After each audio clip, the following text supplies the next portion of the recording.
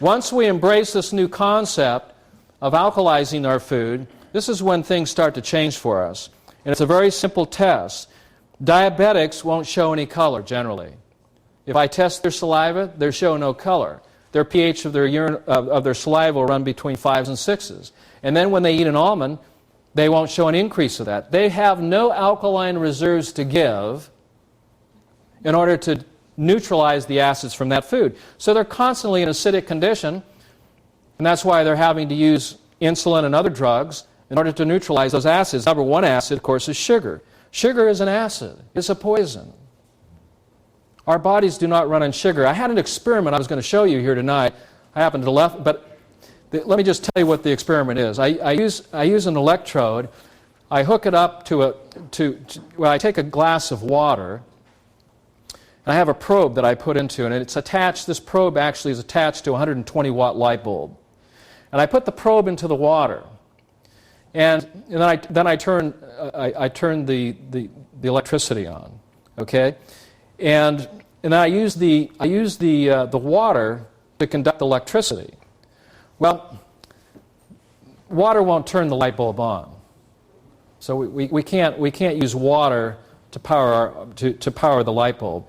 As soon as I put salt in it, though, if I take a spray of salt and spray that into that water, that 120 light bulb will go up. Now, I don't know if you've been seeing some of the experiments that are going on with salt, but salt water conducts energy, and we can capture that energy, which will be the next fuel that'll power our cars. We'll actually run our cars not on gasoline, not on electricity, but it'll actually run on salt water. That's what our body runs on. Our body runs on salt water. And when you take sugar and you put it in to the water, guess what happens to the light? It goes out.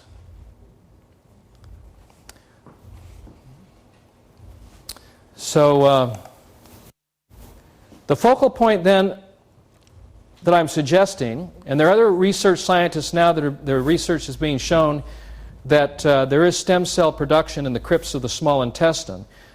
I've suggested then in my research that the focal point of blood or life production is in the small intestine. Not in the bone marrow, not in the liver. These are just precursors to the foundational focal point of blood production, which is in the crypts. Here we see some biopsies. We see of the jejunum. This is the part of the small intestine here. It has these appendages. You can see these here. I don't know if you can see my cursor or not. See the appendages here? Acidic damage here are the bottom left and right pictures. In cases of celiac sprue, which is where acids have significantly damaged the intestinal villi, that the body goes into body wasting.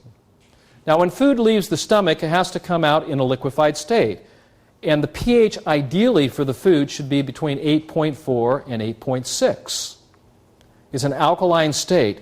The food that we eat then flows down into the crypts of the small intestine, and it's within the crypts of the small intestine that a wonderful miracle takes place. Stem cells are born, erythroblasts are born, and new blood is formed. And the beauty of this, it's taken up by the mesenteric vessels, one being the portal vein, directly through the liver to the inferior vena cava that goes directly back to the heart. It's a freeway that goes from the small intestine, the new blood being formed right in our intestinal tract, going from there, the new stem cells from there, through the liver, and then on to the heart, to the lungs, back to the heart, and then to general circulation. Here we see a picture of the small intestine and the portal vein as it picks up the new blood, driving it then into the portal vein and then directly back to the heart. So our food literally becomes our blood, and our blood becomes our flesh.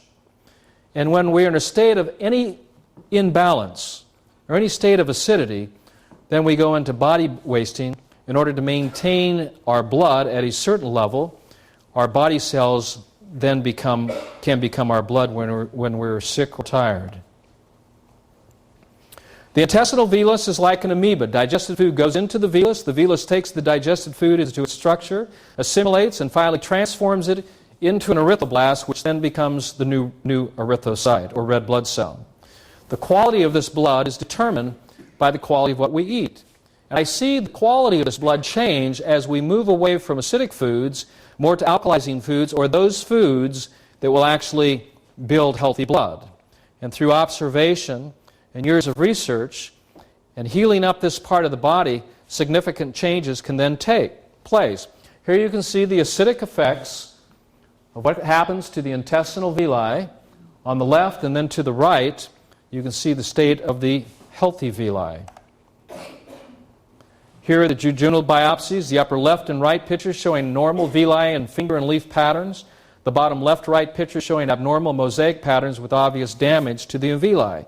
You cannot make blood, or literally healthy blood, without health to this part of the body.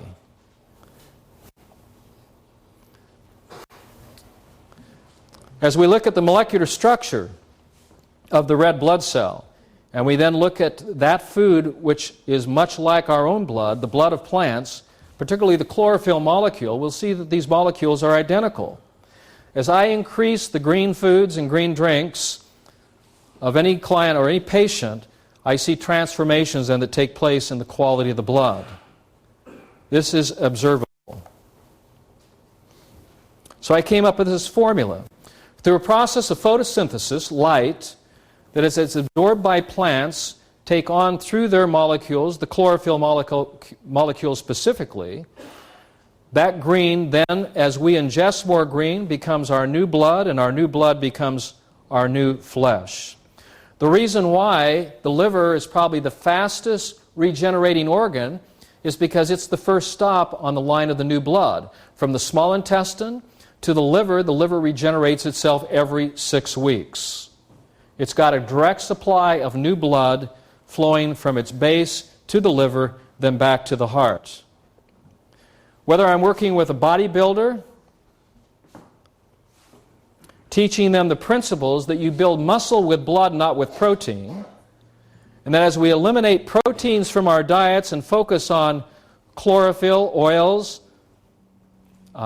alkaline water, and salt, that we can then build healthy muscles. Just like the strongest animals in the world that build their muscles and bones. They're not building this with protein shakes in the morning. They're building this with the green foods. Here's a case in point, Ryan Marcotte, who was a finalist in the Body for Life contest. The reason he didn't, actually his stats won him the contest, but because he didn't use the Body for Life products, he was given the runner-up prize. He lost 31 pounds of fat. He gained 11 pounds of muscle in a 12-week program, the PH Miracle program, taking him off a protein diet, literally taking him off all proteins, from eggs to chicken to pork to fish. It was zero protein, and then incorporating those foods which would build and focus on building his blood.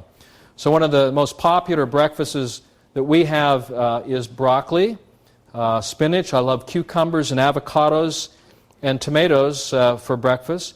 Salads for breakfast, soups for breakfast.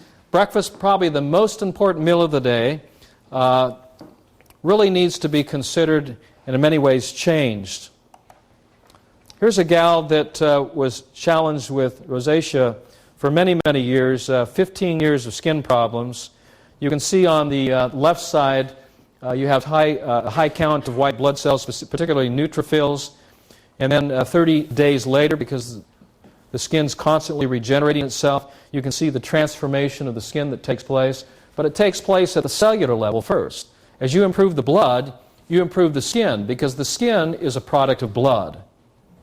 So you work from the inside out rather than the outside in. If you want healthy skin, you have to have healthy blood.